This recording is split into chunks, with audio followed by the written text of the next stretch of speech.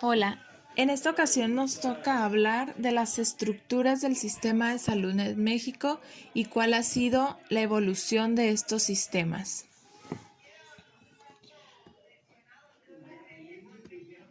Bueno, primero que nada, dentro de estos eventos que han influido para la conformación del sistema de salud, pues vámonos a los antecedentes prehispánicos.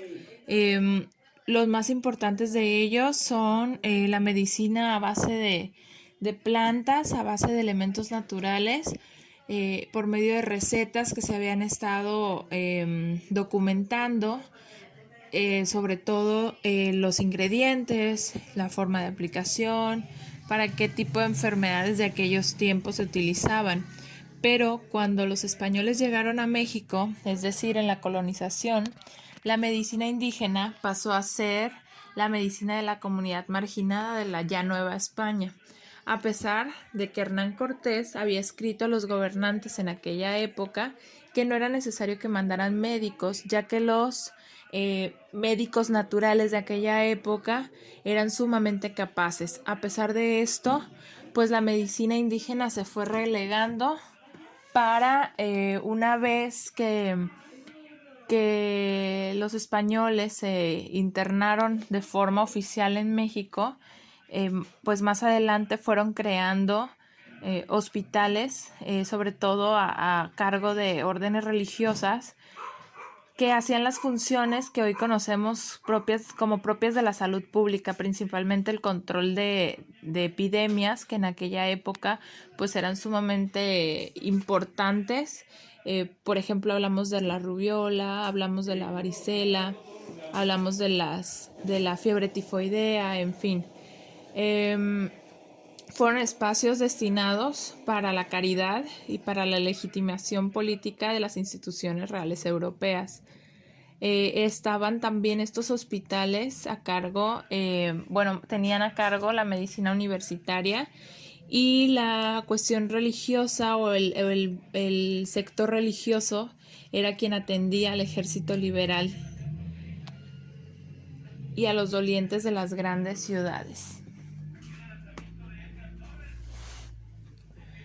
A finales del siglo XVIII se implantaron tres modelos de sistema de salud. Eran el tradicional, el oficial y el progresista. El tradicional pues es el que estaba precisamente en aquellos años de la conquista, dirigidos básicamente pues a las zonas rurales y a las y marginadas de las ciudades.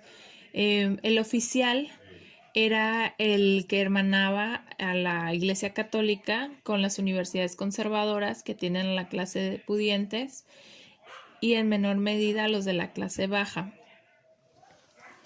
Y por último, la progresista se consolida parcialmente con el establecimiento de las ciencias médicas en 1833 y asumen atender a los ciudadanos de la República y llevar un registro oficial de los acontecimientos vitales de la población, como los nacimientos y las defunciones.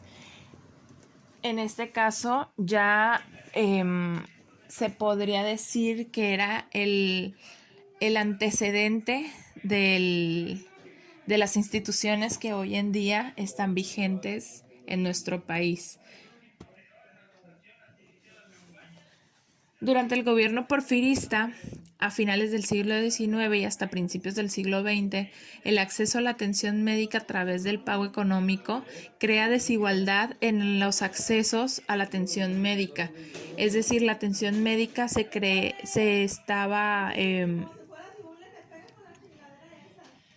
estaba conformada por médicos, pocos médicos, que a final de cuentas se encontraban mucho más concentrados en la capital del país, en la Ciudad de México, y en los pueblos o en las provincias se encontraban más desatendidas, precisamente por que no eran capaces de dar un pago económico por sus servicios.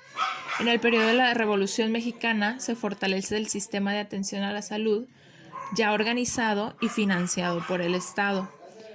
Entre 1934 y 1940, durante el sexenio de Lázaro Cárdenas, se crean los servicios médicos rurales y por primera vez en la historia los pobladores del campo entran en contacto con el sistema de salud basado en los avances científicos y técnicos de la época, es decir, se implantó el, el sistema de servicio social dentro de las comunidades precisamente para poder atender el problema del desabasto de profesionales de la salud. En 1936 se inauguró el servicio médico de los ferrocarriles nacionales. Este fue un acontecimiento importante en la historia de la seguridad social mexicana, es decir, fueron pioneros en brindar atención médica a sus trabajadores. El general Lázaro Cárdenas decretó la construcción del sanatorio para tuberculosis, concluyéndose en 1935, debido a las necesidades para atender estos problemas de salud que existían en ese tiempo. En 1943 se crea la Secretaría de Salubridad y Asistencia, dirigida por el doctor Gustavo Vaz Prada. Esta secretaría se encargaba de realizar las funciones de saneamiento y salud pública con las de atención a enfermos que no cuentan con atención médica derivada de contratos de trabajo. Es lo que conocemos hoy en día como la Secretaría de Salud Pública. El Instituto Mexicano del Seguro Social, el IMSS, se creó en 1943 y posteriormente se creó el ISSSTE, Instituto de Seguridad y Servicios Sociales para los Trabajadores del Estado, en 1961. La medicina privada, por otro lado, evolucionó de los consultorios y pequeños hospitales hasta los grandes hospitales privados de hoy en día que atienden la demanda de las clases cuyo poder adquisitivo les permitía adquirir ese tipo de servicios. De igual forma, se han incrementado la creación de instituciones civiles no gubernamentales que dirigen sus servicios hacia problemas específicos de la población como personas con problemas auditivos, ortopédicos, embarazos, VIH-Sida, o bien hacia grupos especiales como niños, indígenas, adultos mayores, entre otros. Durante la época de los 90, la prestación de servicios de atención médica y de salud pública de la Secretaría de Salud Federal pasa a la Secretaría de Salud estatales, es decir, comienza la descentralización.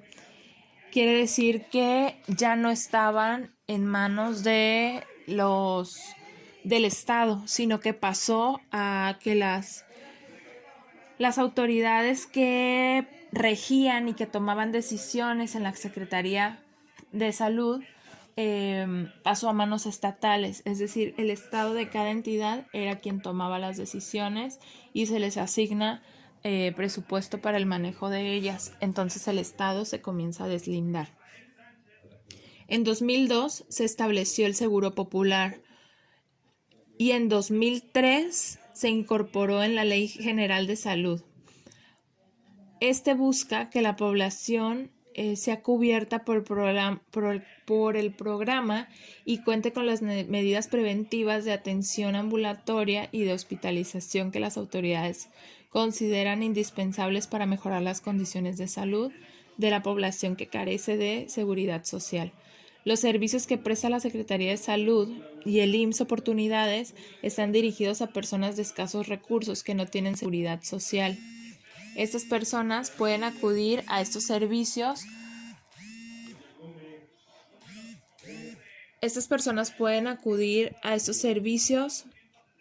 Con un costo acorde a sus posibilidades económicas. Sin embargo, esta atención se ha limitado a las prestaciones de servicio médicos de primer nivel y ocasionalmente, es decir, solo con algunas enfermedades, se dirige a servicios de segundo nivel.